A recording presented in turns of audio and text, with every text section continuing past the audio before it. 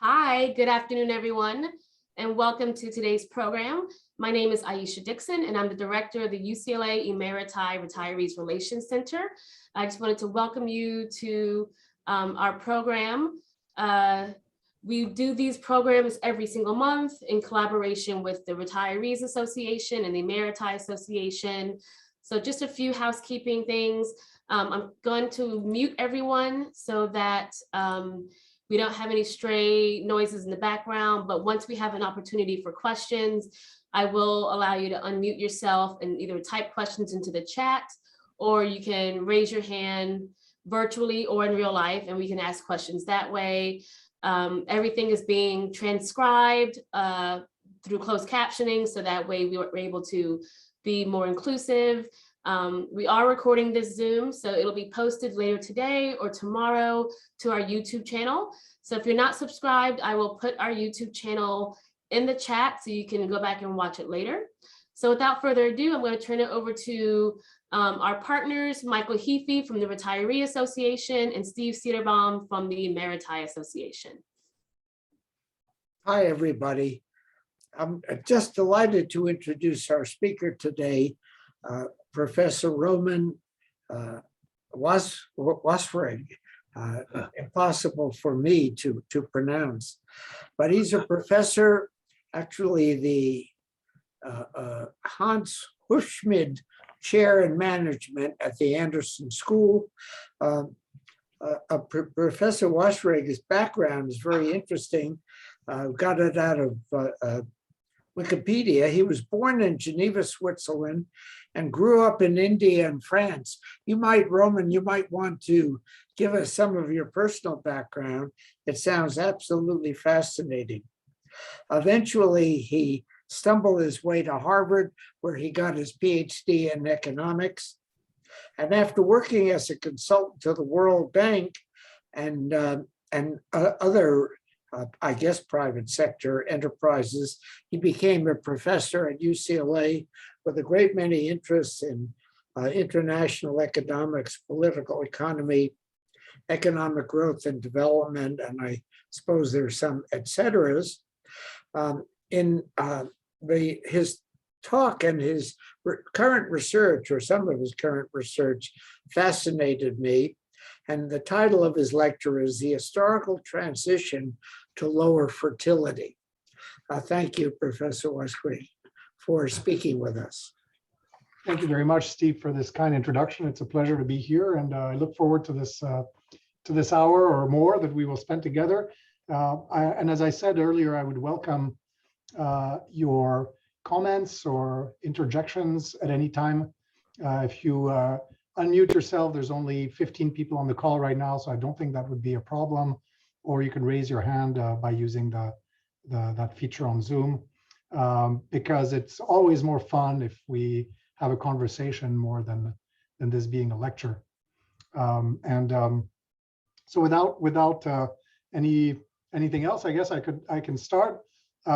Steve, you were asking about my background. I've spent time in 3 different continents: Europe, Asia, and the Americas, and that's sort of, in many ways, motivated a lot of my interest in comparative research, where one tries to compare both countries or regions within countries to each other to try to understand how contemporary outcomes that we observe, economic development, the spread of democracy, but also behaviors like fertility behavior, came about, what factors affected their emergence, and also what their effects are on, things we really care about, like economic development levels, et cetera, that are important outcomes in themselves.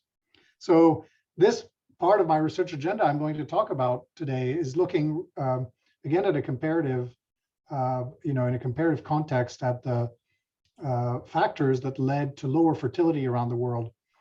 I'll say a little more about how much fertility rates vary around the world in a second, but the goal of this project is really to try to understand some of the forces that are at play. And I'm an economist by training, so typically economists come to this question with a very sort of a specific set of factors in mind, in particular economic factors that affect the incentives to have children within families.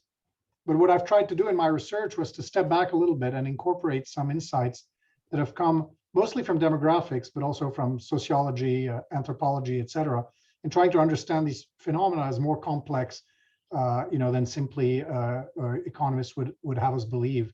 And so hopefully some of those nuances will come out in the discussion.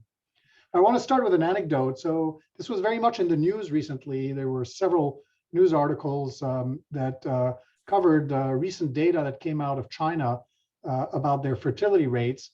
The first piece of data came out in 2020, where they were able to compute the total fertility rate, the number of children born to women, to a woman during her lifetime in China reached an all-time low of 1.3. And the replacement rate for fertility is 2.1, because you have to exceed the level of 2 by a little bit to account for child mortality and other factors. And you can see that China's total fertility rate is way below this threshold of replacement, which implies that the Chinese population is going to decline in short order, and as it does so, it's going to age very rapidly. If you look at the number of births, which is a cruder measure but is available faster than the total fertility rate, we have already data for 2021, which was during the pandemic, and it fell to the lowest level ever really in China, including the year of the Great Famine, the Great Leap Forward, which had also led to a dramatic decline in births and also a dramatic spike in deaths in China. But even that level is eclipsed now.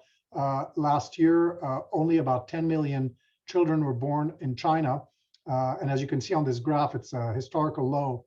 What this graph says that's also interesting is there has been a lot of variation in fertility rates in China, from pretty elevated rates between the 60s and the 80s to much lower, births or levels of births in the period that followed that. In 1980, of course, the Chinese government decreed the one-child policy. Now, because the Chinese population was growing very fast, it didn't, lead to a reduction in the number of births right away. The reduction in fertility rate, was much more rapid. But what you see is that after a little while, starting in the late 80s, the number of children born in China, despite the growing population, started to decline, which is really a striking fact. It was such a pronounced decline that by 2015, the Chinese government became very concerned about the effects of this fertility decline on the future of their economy and their society. And they relaxed the one-child policy and allowed households to have 2 children. And what happened when they did this was nothing. Namely, the fertility rate continued to decline.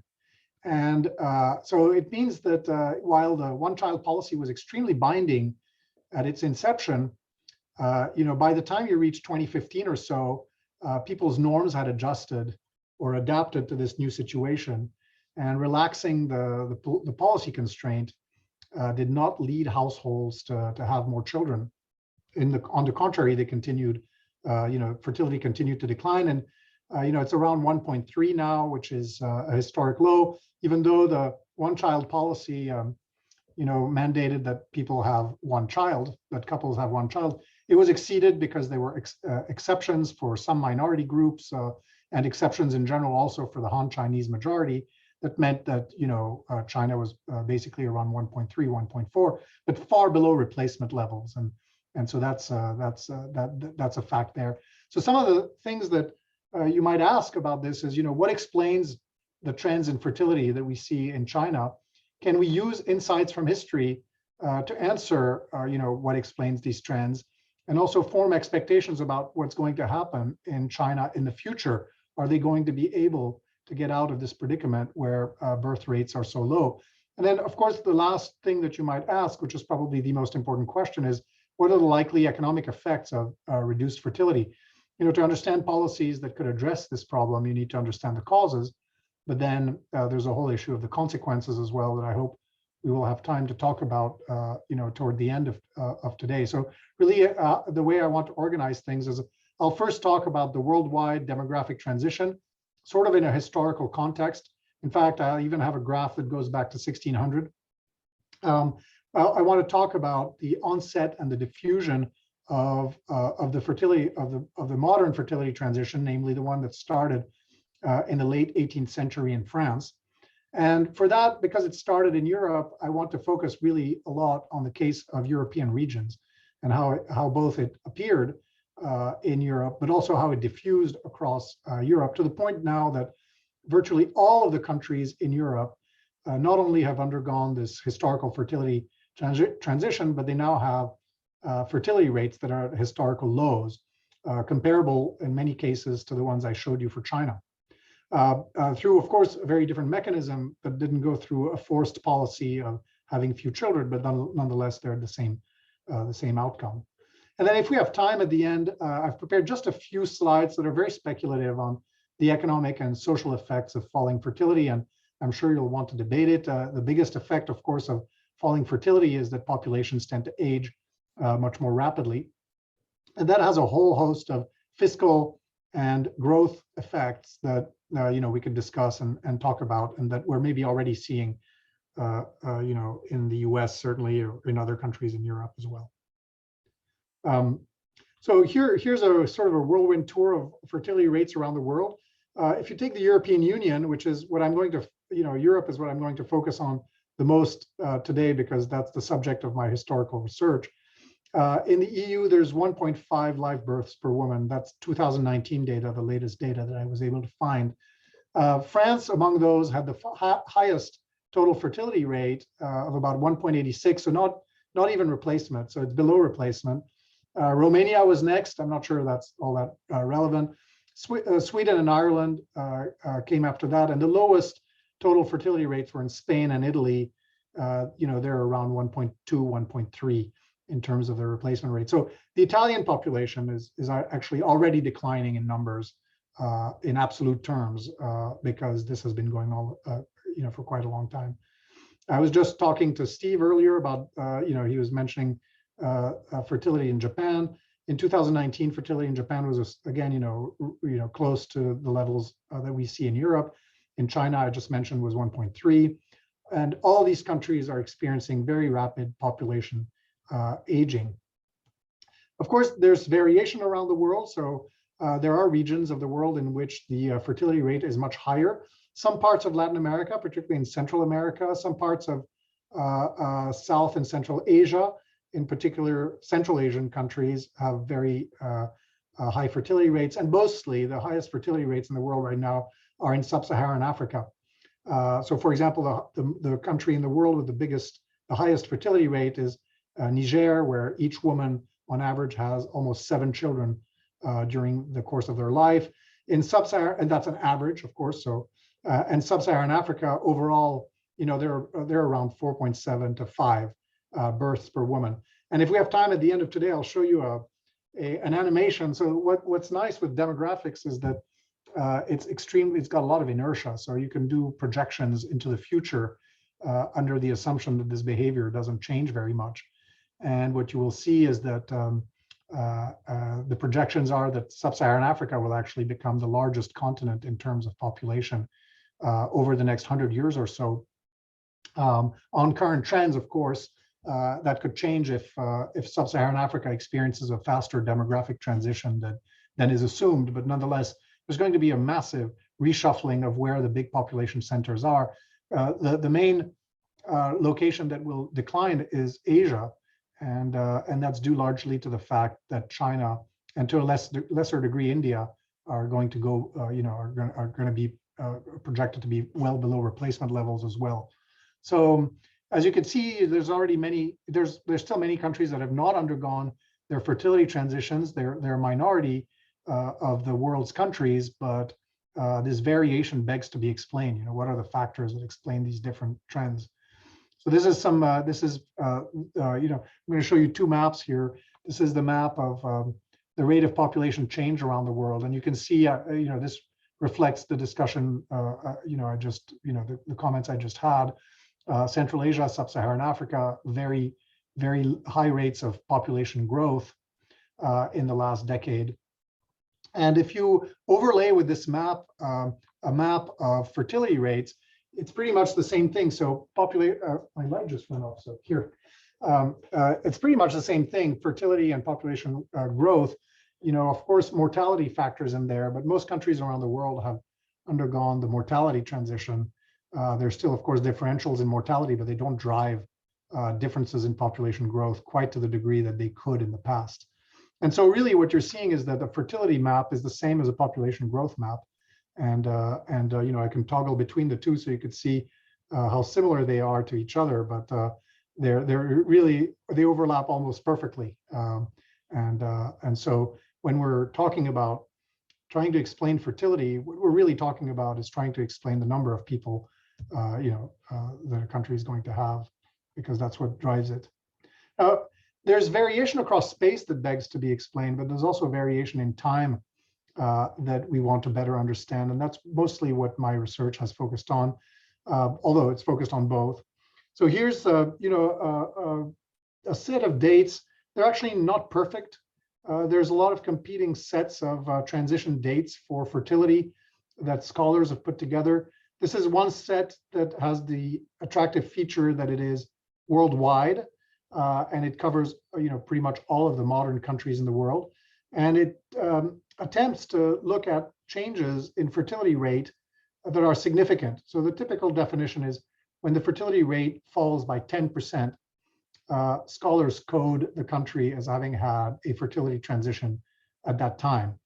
And this is the definition that's taken in this paper from colleagues of mine, Basso and Kuberis. And what you can see is that there was a big explosion in the number of countries that underwent the fertility transition after 1950.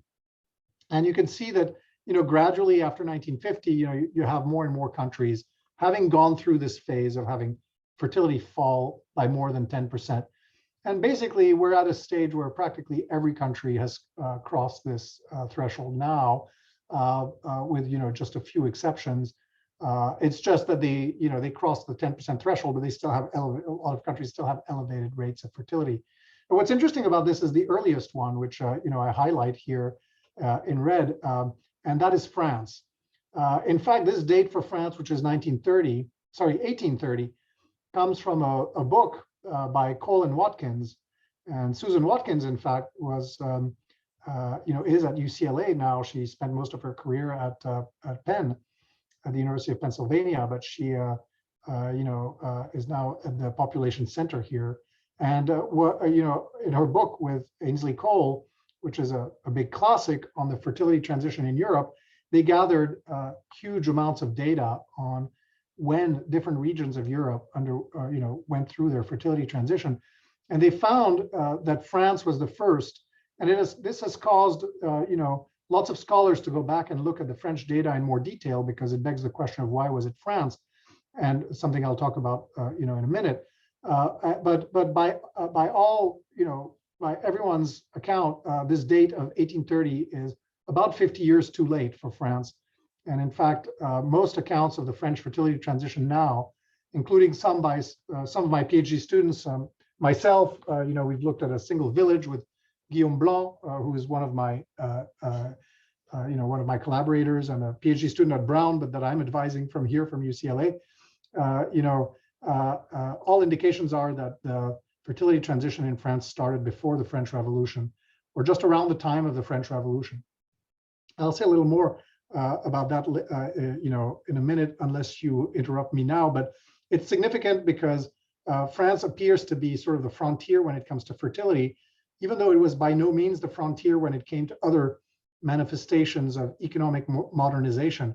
And another thing that's striking here, and I'll say more about this, is the UK came about 100 years after France, despite being the leader when it came to the Industrial Revolution.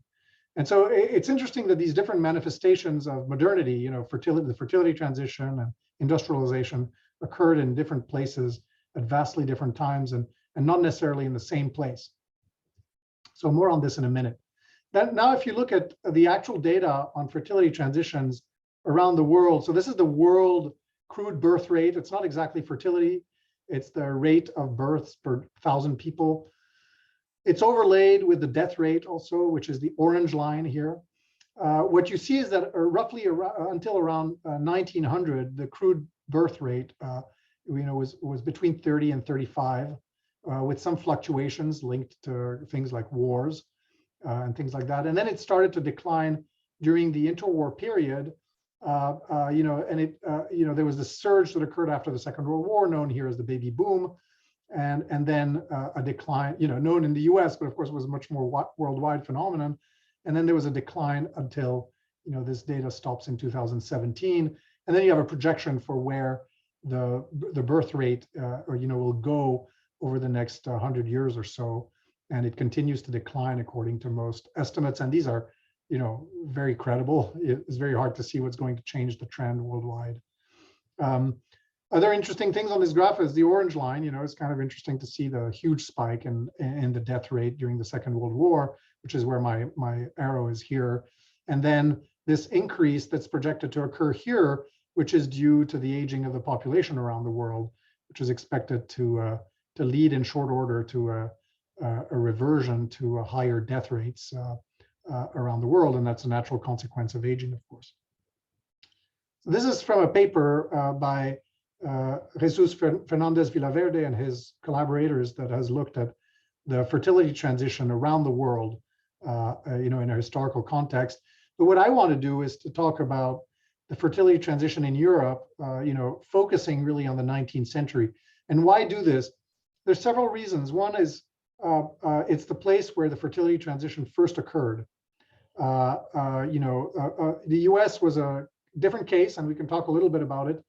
I know less about it than I know about Europe, but there was a diffusion process that occurred in Europe, and that you can identify in the data, and it's much less clear that you can identify this diffusion from Europe to the rest of the world in a similar way.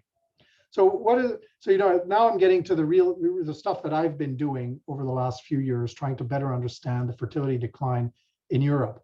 And the main question that motivates this is what explains it? What explains the fact that fertility rates declined so dramatically in Europe during the 19th and the first half of the 20th century?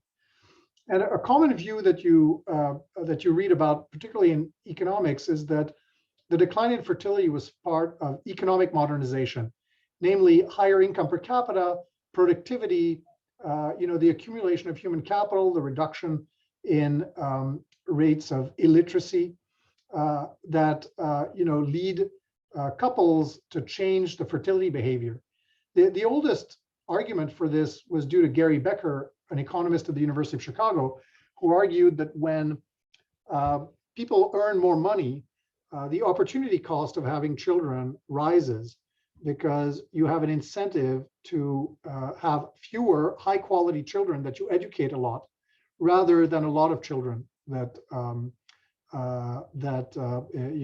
so there's a quality quantity change in the trade-off between the quality and the quantity of children.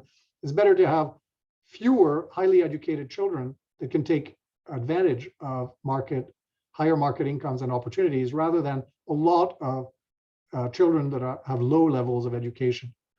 The idea that high incomes lead to lower fertility is actually not very well supported in the data.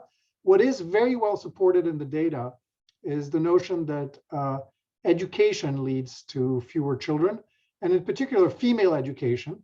And that's partly due to a different kind of argument, but it's about the opportunity cost of having children for women who earn a high market income. So if you're particularly the entry of women into the labor force in the recent period has been one of the very powerful forces that has led to further reductions in fertility in industrialized countries in particular. So anyway, the bottom line is that some of these economic forces, receive more support than others. The idea that education leads to fewer children is pretty well accepted. The idea that higher incomes lead to fewer children is not so well accepted because there are countervailing effects that go in the other direction.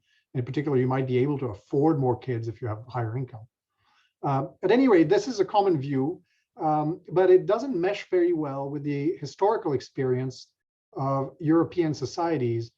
And in particular, when you look at the countries and the regions of Europe that experienced the decline in fertility first, they were by no means the most advanced economically, nor were they the ones with the highest rates of education or lowest rates of illiteracy. And so some of these regions, and in particular France, experienced sustained declines in fertility well before countries like the UK or England, where the Industrial Revolution took place and where incomes took off, well before they did in France.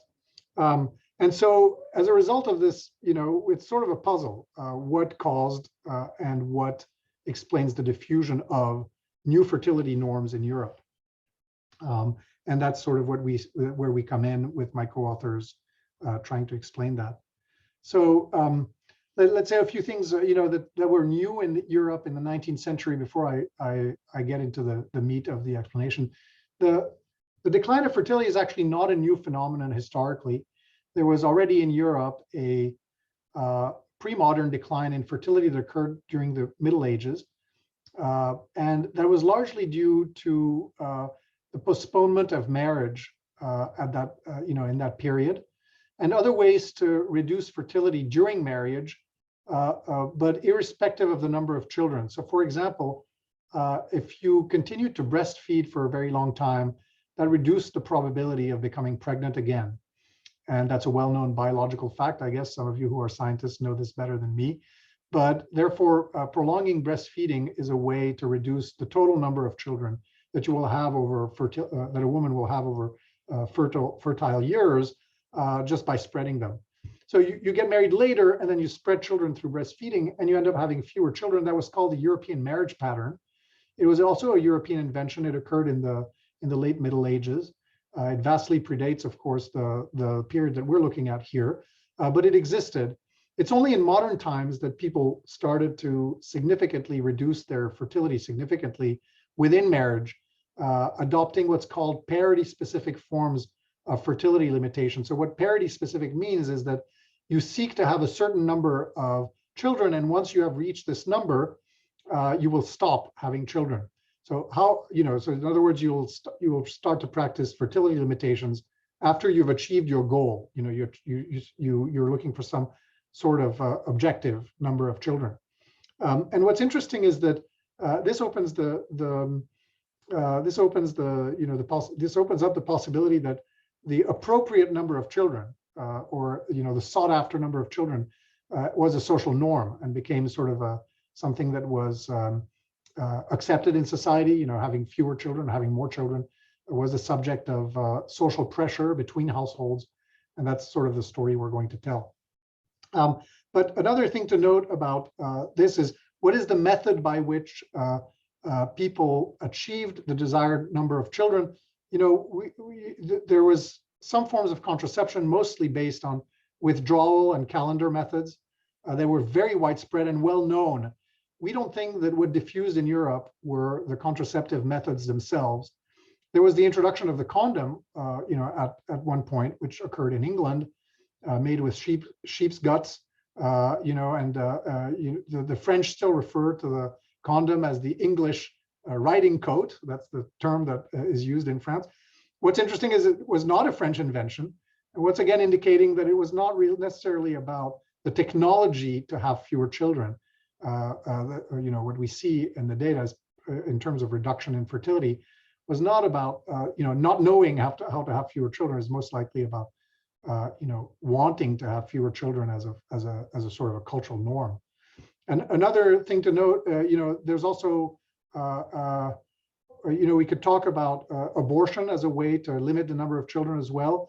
It's a very widespread method of limitation of the number of births, particularly in the 19th century, but became less, became much more socially frowned upon, partly for religious reasons and so on, in the early 20th century, and then was again, so it's the abortion debate is sort of a U-shape there.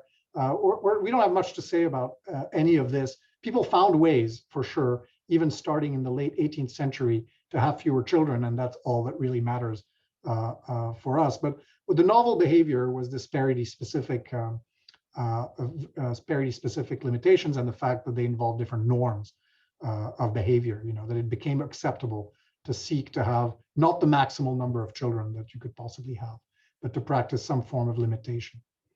So facts, I already said, France was the first transition where marital fertility declined, which was decades before this spread to the rest of Europe. The estimated transition time in Cole and Watkins was 1827. As I said earlier, in the work I've done with Guillaume Blanc and in his thesis, where he focuses on this to a large degree, using crowdsourced genealogies, which is a new tool that social scientists now have to study demographics historically. So lots of people have pursued genealogical research and put this online. It's millions and millions of observations on characteristics of households in the past. And Guillaume has collected this data. And using this data, he has shown that the French fertility transition occurred before the French Revolution.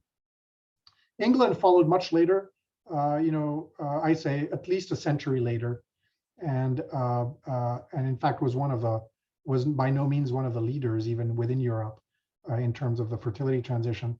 I'll show you different ways to see this. So this is the map in Cole and Watkins that is the probably the most famous map on the fertility transition in Europe. What you can see, and that's quite interesting, is that France really appears in red, which means earlier dates, whereas other regions of Europe appear in blue, which means much later, with all the grades in between. There are some interesting exceptions.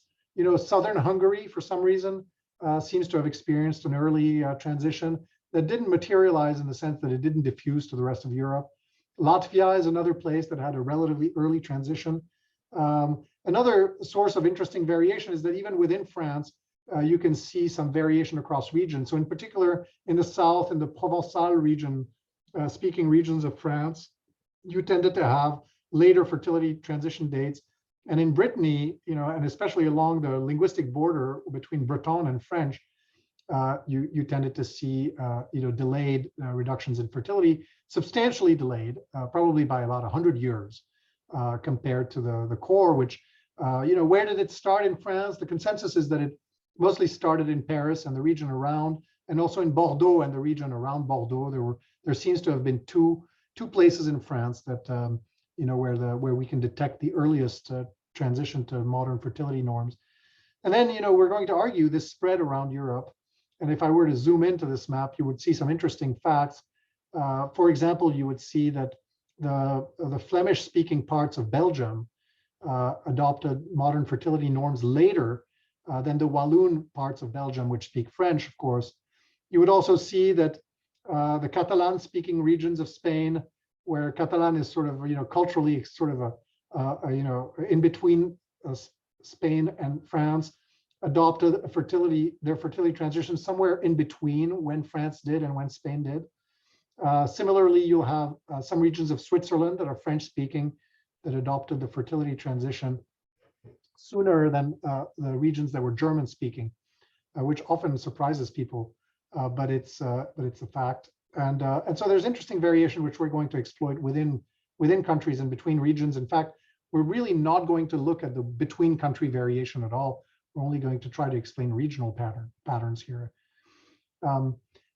If you look at this, it gives you a sense of the timing. So, most of the countries started their fertility transitions, these 8 that I've chosen to show as illustrations, between 1880 and 1900. And then this reduction continued, in the early decades of the 20th century. And you'll notice that starting in 1827, France is already well below these other countries. We have no reason to believe that France was always had a lower fertility. In fact, it probably had the same levels of fertility. What this is saying is that, when the Cole and Watkins data starts in 1827, basically France has already undergone most of its fertility transition. It's really a striking fact that it was 100 years before everyone else. Okay, let me skip over this one. It was just showing the dates, for a select number of regions. It's not that, it doesn't add much to the map. So I want to talk about 2 things.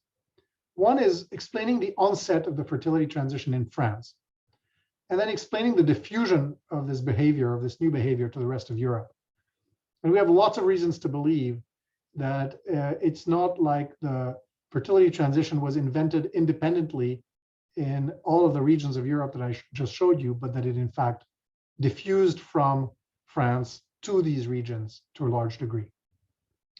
But let's talk about the onset first. This is not so much the subject of my work, but Guillaume, my student, has spent a lot of effort trying to understand this transition. And if my browser works, I will try to show you what he has found. Okay, here we go. So he wrote this paper called The Cultural Origins of the Demographic Transition in France. And what Guillaume shows in this work is that you can link the reduction in fertility within France, across regions of France, to secularism and some of the values of the Enlightenment that accompanied the rise of secularism. It's quite well known that anti-clericalism and in general, skepticism about the role of the church emerged in France in the 18th century during the Enlightenment. And what's less known, I think, is how pronounced it was. So here's, for example, one indicator of secularization in France that Guillaume put together. Starting in 1700 to ending in 1780, this is an indicator of how many of the wills referred to God in one way or another, or were what Guillaume terms secular wills, that don't have any reference to God. So it's a measure of secularism. Okay, and basically it starts out, most wills are non-secular, and by the end of by the 1780s, over 80% of the wills in France are secular. You can look at the details, in his paper.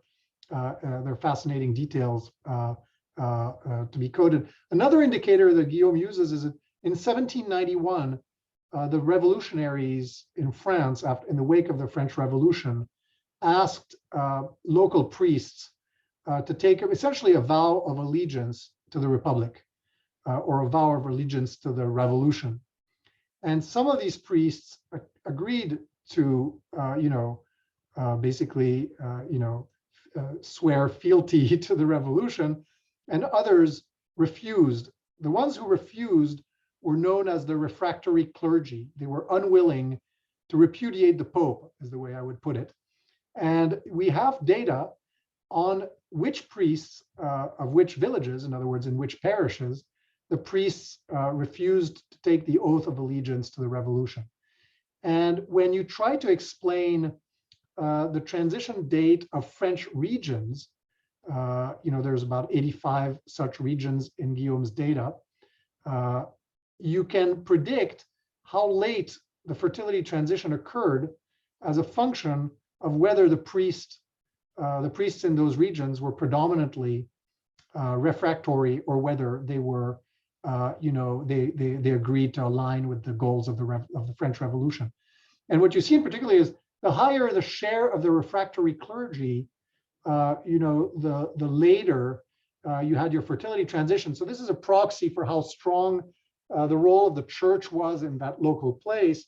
And in places where the church was still very strong, the fertility transition occurred later in France. And so this trend that I showed you toward greater secularization in France almost certainly has a lot to do, at least I believe Guillaume's story, of course I'm biased, he's my student, but almost certainly has something to do with the onset of the fertility transition. Another thing here is when you look at subscriptions to the Diderot's encyclopedia, which is also often a proxy that people take for enlightened ideals. If you subscribe to this encyclopedia, which was one of the big outputs of the age of the Enlightenment in France, you tended to have, if you had lots of subscribers, you tended to have an earlier transition date to lower fertility. Now, the argument here is not that the encyclopedia made you have fewer children. The idea is that having lots of subscribers to the encyclopedia, is associated with modern attitudes, particularly modern cultural attitudes toward, and skepticism of the church also that led people to be more tolerant of fertility limitations earlier on. I won't talk much about the other, things here. One thing that is striking in Guillaume's work is that the economic stories would tend to tell you that the more economically developed places should have lower fertility. but he finds no effect of urbanization on fertility in France. The effect is exactly zero here. I'm not going to go through the details of the statistics, but what this circled number means is that there was essentially no effect of urbanization on the transition date. It's not like the places that had more cities or more of an urban population experienced an earlier or a later, for that matter, fertility transition. There was no effect.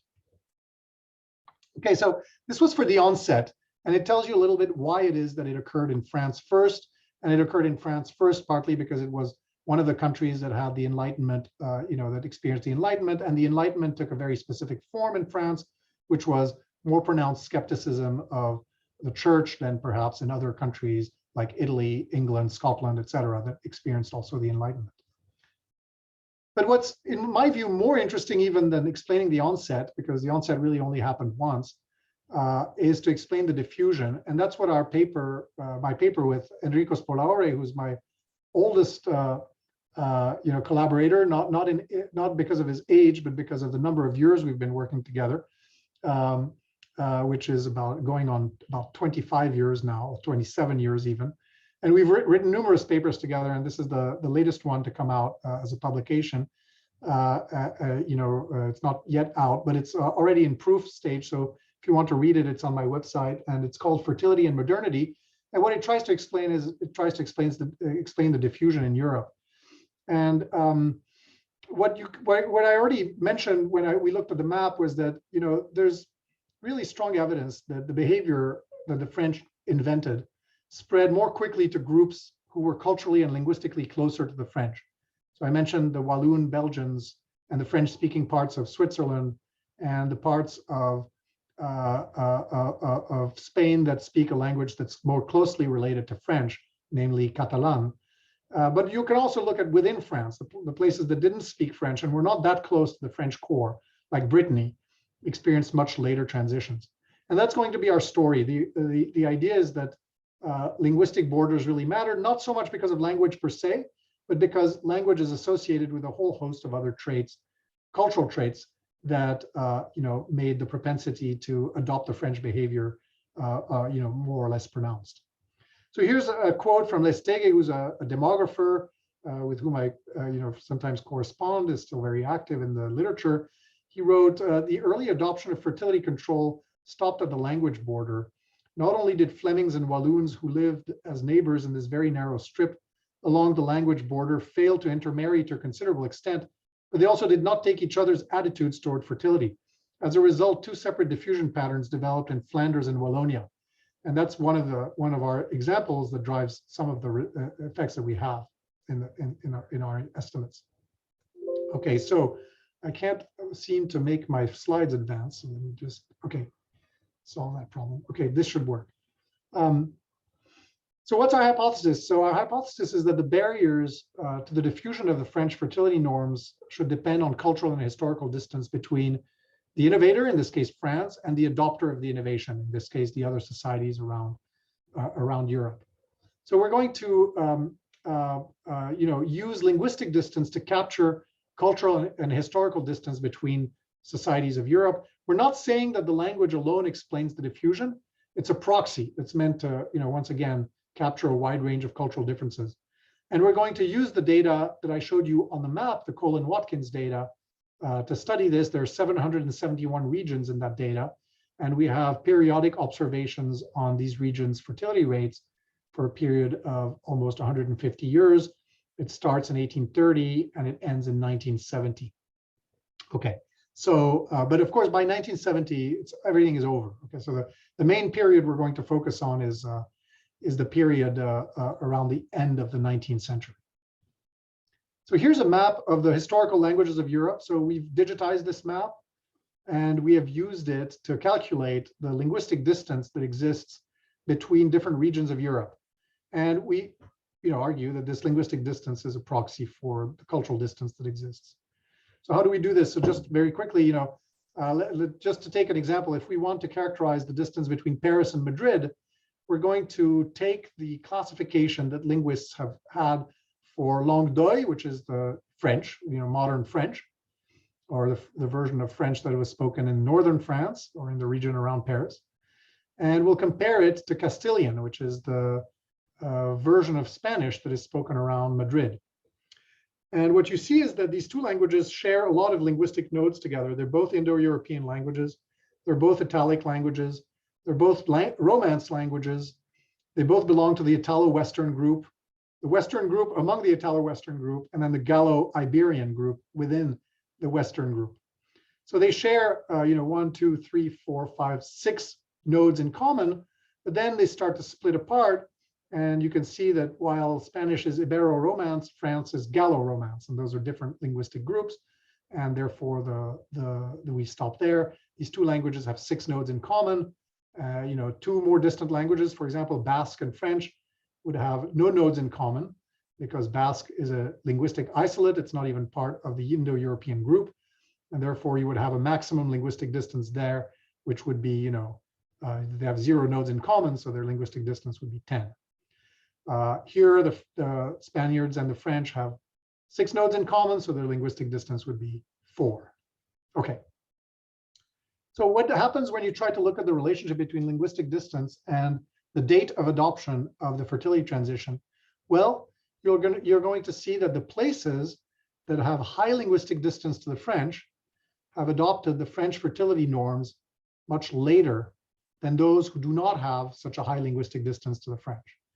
This is a graph that doesn't control for geographic distance, but it's of course essential to do so. And in our work, of course, we control for a lot of factors beyond language that could be both correlated with fertility dates, transition dates, and linguistic distance. So here's a simple plot of how it works when you control simply for geography. And you can see again this positive relationship, meaning that places that were far linguistically from France tended to have later transition dates in terms of going to the modern behavior. And then, of course, I'm not going to spend too much time on this because it's a regression, and I don't know how many of you are familiar with regression analysis. I do want to tell you that there's some, more systematic econometric evidence behind what we're doing. But what you see when you do the actual analysis is, first of all, the linguistic distance to French is very strongly associated with having a later fertility transition date. But here, the dependent variable is actually the fertility rate itself. It's called marital fertility. It's a construct from the Princeton Fertility Project that adjusts for the age structure of the population, of the female population. And what you find when you use this data directly on the fertility rate as opposed to the date, and we do so here for the last 3 decades of the 19th century, is that consistently throughout the various specifications that we test for, linguistic distance to French is associated with a higher fertility rate. So being close to French, is associated with a lower fertility rate, in other words. And it doesn't really matter what you control for. You can control for a lot of the economic variables that people have often hypothesized to be important drivers of fertility. For example, industrialization, which here is captured by distance to coal, or population density, which is a measure of, again, a measure of wealth in pre-industrial times. Urbanization rates, which themselves here seem to be associated with lower fertility, but nonetheless don't invalidate the role of the importance of the cultural factor that I'm stressing, which is distance to French. And so you could do this exercise, and the bottom line is that the fertility transition in Europe originated in France. This was most likely because of the cultural factors that were specific to France and not economic fundamentals. And I've identified secularism and the ideals of the Enlightenment as 2 such factors.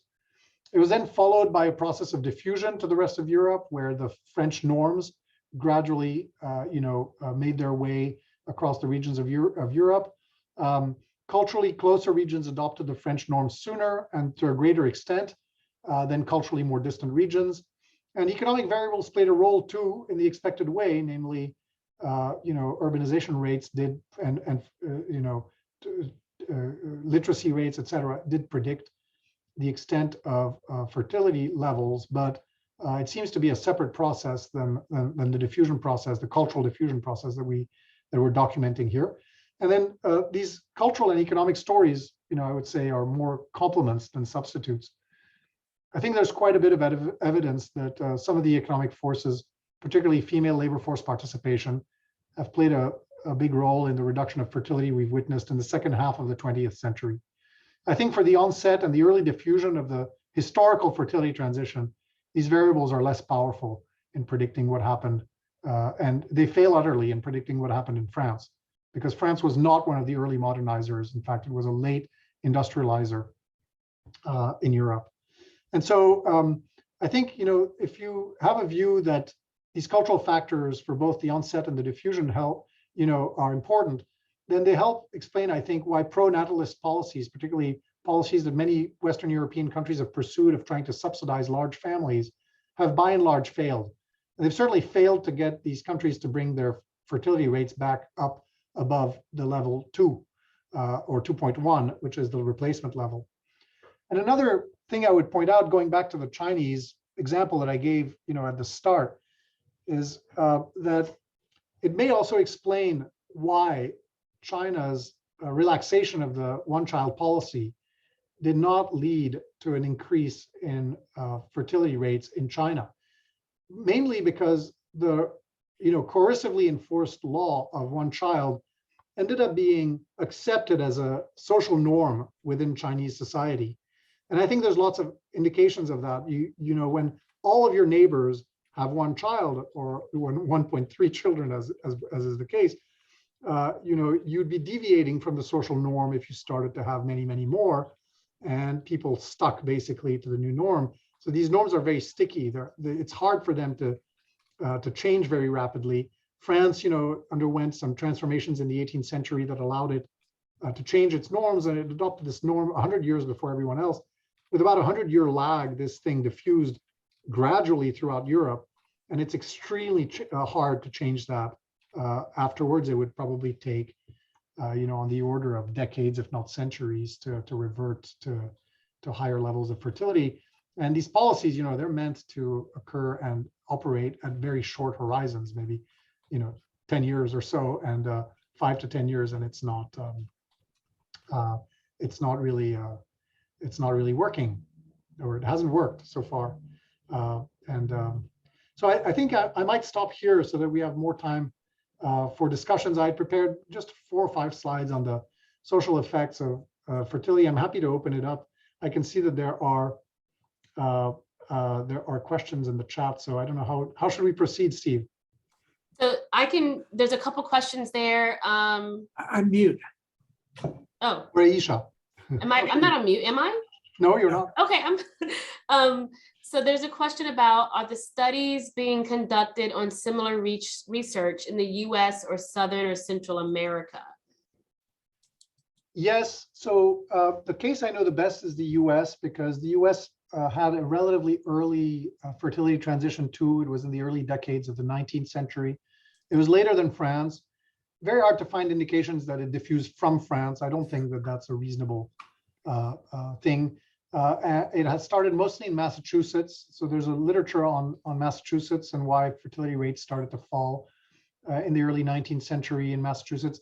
And then it perhaps diffused to some parts of the rest of the Europe, or the rest of the US, or at least among some populations. But the US is a very tricky case to study here, because you had massive migration from populations mostly from Europe at the time that had very high fertility rates in the second half of, in the age of mass migrations, the second half of the 19th century. And so I don't know much about it to the same degree. For Southern and Central America, I think the research that is done on that region is wrapped into the research on economic development that's been done on the spread of the fertility transition around the world. And there's, by the way, some indication from Basso and Kuberis that linguistic distance to the innovator, they take the UK as the innovator, which is a big mistake. Of course, the UK was not the innovator, it was France. At the world level, it doesn't matter so much, because countries that tend to have a high linguistic distance to the UK also tend to have a high linguistic distance to France at the world level. Of course, in Europe, it's not the case, but at the world level. And so they do find indications that places that had languages closer to English adopted modern fertility norms. I would call them French norms sooner.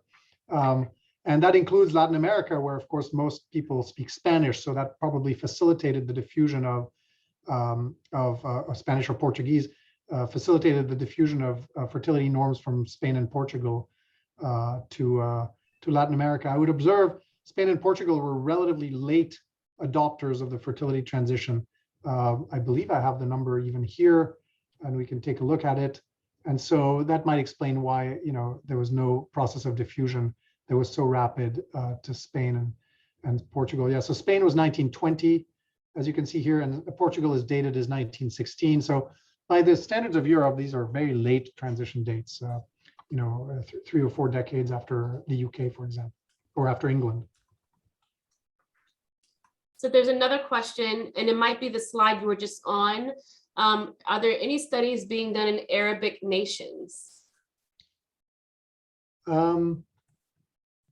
So if I remember correctly from my map earlier on, Arab countries in the Arabic Peninsula have very high fertility rates. I'm not sure. I think the Islamic norms may have something to do with it. Not the case so much in Iran, interestingly, but I'm not an expert on that literature, so I'd better not try to speculate so much. I'm not aware of a study that's studied specifically fertility, in the terms that I've mentioned. What's interesting about these countries, of course, is they sort of invalidate the notion that income per capita has a lot to do with the fertility transition, because these are countries with very high income per capita due to the oil resource, but still very elevated fertility rates. Yeah. Are there any other questions? I got a couple that were sent, those two directly to me. So if you have a question, feel free to unmute yourself, and you can ask your question to our speaker. Is your hand up, Judith, or are you with the camera? I can't tell. Oh, okay. Steve, you were asking about the death rate spike was World War I. No, the death rate spike in this map was World War II. I looked closely at it. It does look, I believe it was World War II. This may not be the right. You're right, this looks like World War I on this one. Hmm.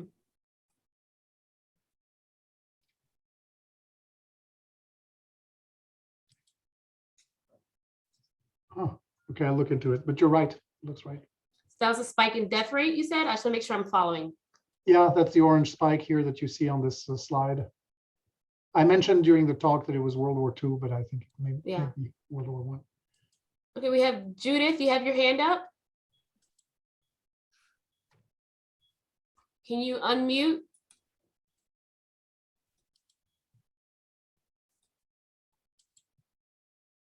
There we go. Am I unmuted? Yes, you are. Great. I had a question. When we were talking about China and the one-child policy, most of your Chinese chose male children over female. Yes.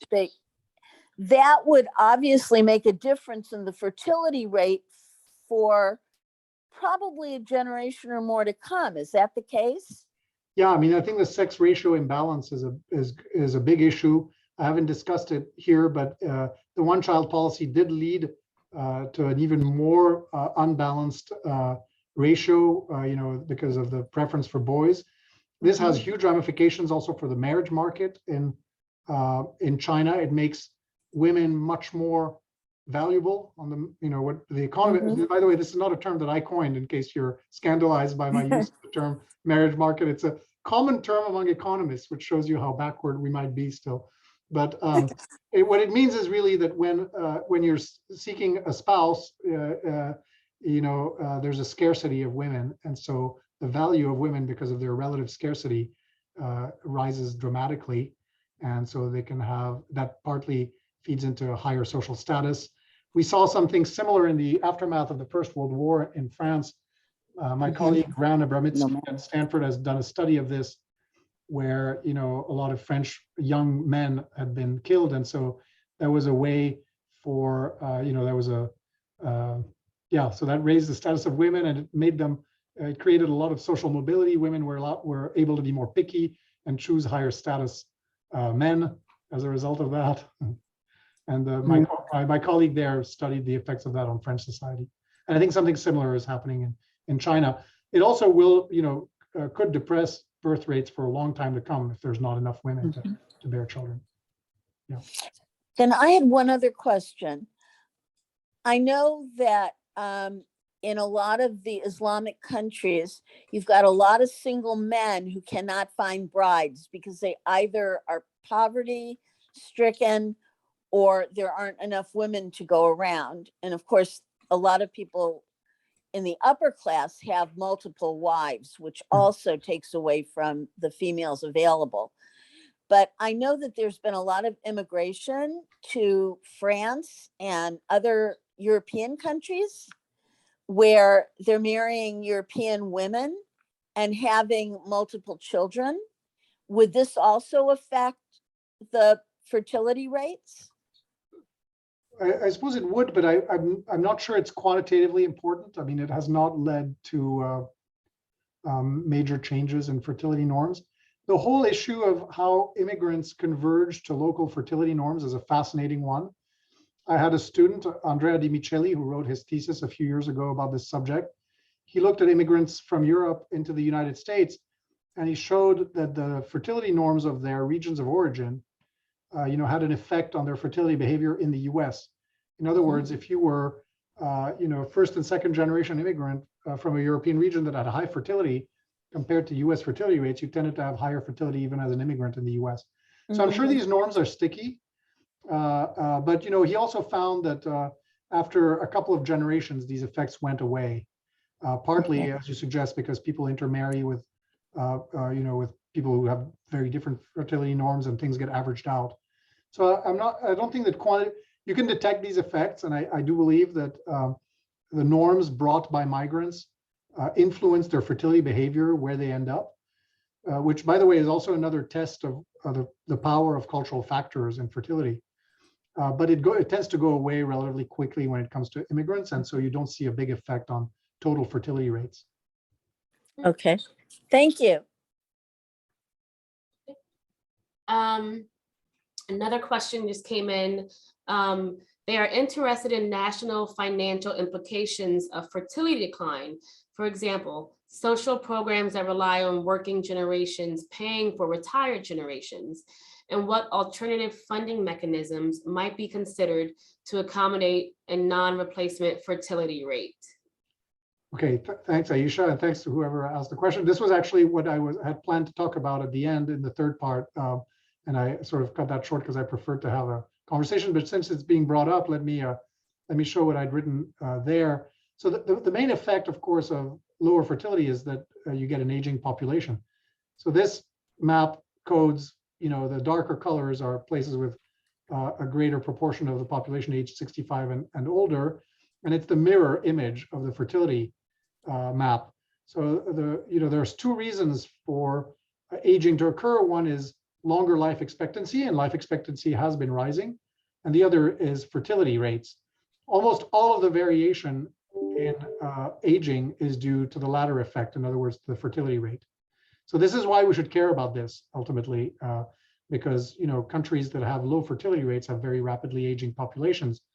Traditionally, there's been three ways to subsist in old age or to have income in old age. One was savings during lifetime. The second was obtaining government transfers in the form of Social Security payments. And finally, family support by younger generations toward their parents, which is still quite prevalent in the developing world, but has almost entirely dried up in rich countries.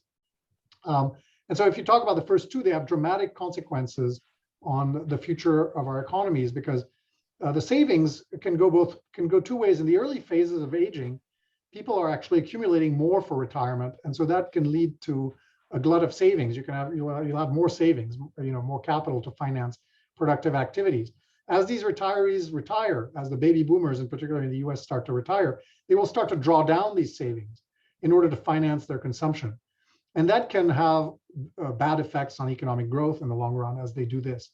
I don't think we're quite yet in the big phase of that. We're still in a phase in the US where these demographic factors have not led to a dramatic reduction in savings. but it will almost certainly happen. When it comes to government transfers, the aging problem creates huge problems of huge pressures on entitlement programs. So, one estimate that I've seen from David Weil at Brown is that about 1/3 of total government spending in the US is directed at people over age 65. That's about 6.5% of GDP, the combination of Medicare, Social Security, and other age-tested programs.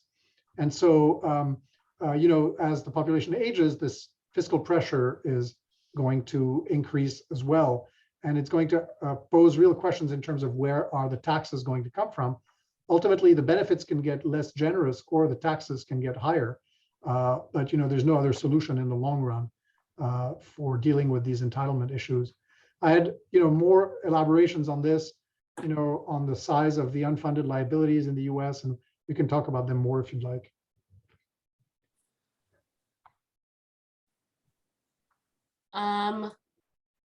Any other questions?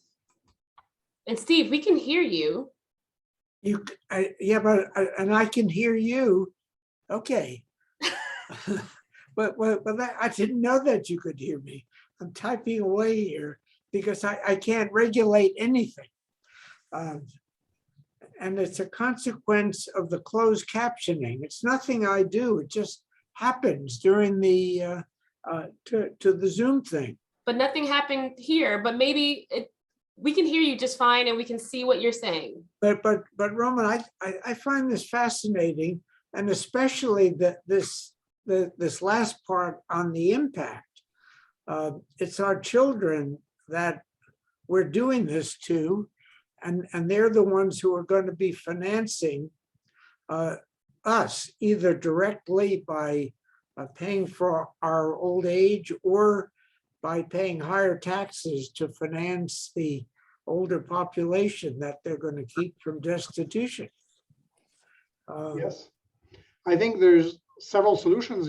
One is, we were discussing at the onset of the talk, more immigration is one way to address this problem. We have lots of countries in the world that are experiencing massive population pressure, in the sense that they still have very elevated fertility rates. And what you see usually with fertility, I'm working on this topic again in the historical context, is that places that have high fertility rates tend to have migratory pressures. The people want to leave. There's not enough jobs there. They're competing for scarce resources.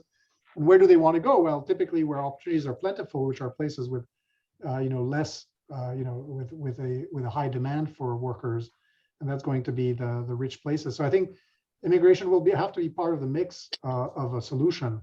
The problem, of course, is that there seems to be a lot of resistance on the part of populations to higher immigrant flows, not just in the US. I mean, we just went through 4 years of Trump, but in Europe as well. And in Europe, the rise of these, more sort of populist parties has caused many of the mainstream parties themselves to adopt more restrictionist stances on immigration. And so you're seeing similar effects there as well. So just at the time where we'll really need it, we might be at a point where there's more reluctance on the part of people for a variety of reasons having to do with cultural factors, xenophobia, et cetera. So I'm not sure. Another thing that we discuss a lot in my class, I teach a lot of this material to my MBA students, is automation. People freak out a lot about automation and what it's going to do to jobs. Maybe automation will come just at the right time, where we have a lack of labor, and my light just went off again. Where we have a lack of resources, and labor supply goes down because of aging, and maybe there automation is actually a silver lining rather than a problem. Well, yeah, that's an interesting point. But anyway, if there are no more questions, I'd like to thank you on behalf of all of us. I think we're very fortunate to have had you give this talk and to find out that this research exists. That's what makes this series of talks so interesting. And that is the fascinating work that goes on at UCLA. So Romain, thank you so much. Thank you, Steve. I look forward to a lunch together when the faculty club finally reopens. That would be great. And if you want my slides or any of the papers that I used as background, feel free to reach out to me and I'll be happy to send them. Yes. Thank you so much. If you could email them to me, since we are recording, I will send this out to those who attended today. So Great. I think we have, oh, sorry, I thought I had another question, but that's just my thing. So yes, so thank you everyone for coming this afternoon. I'll be following up with the slides and our YouTube channel so that you can share the link with your friends and relatives and everyone. Have a great Thursday. Take care. Thank you. Thank you, Ayesha. Thanks so much, everybody. Michael. Bye-bye. Be well, Roman. Thank you. Thank you very much.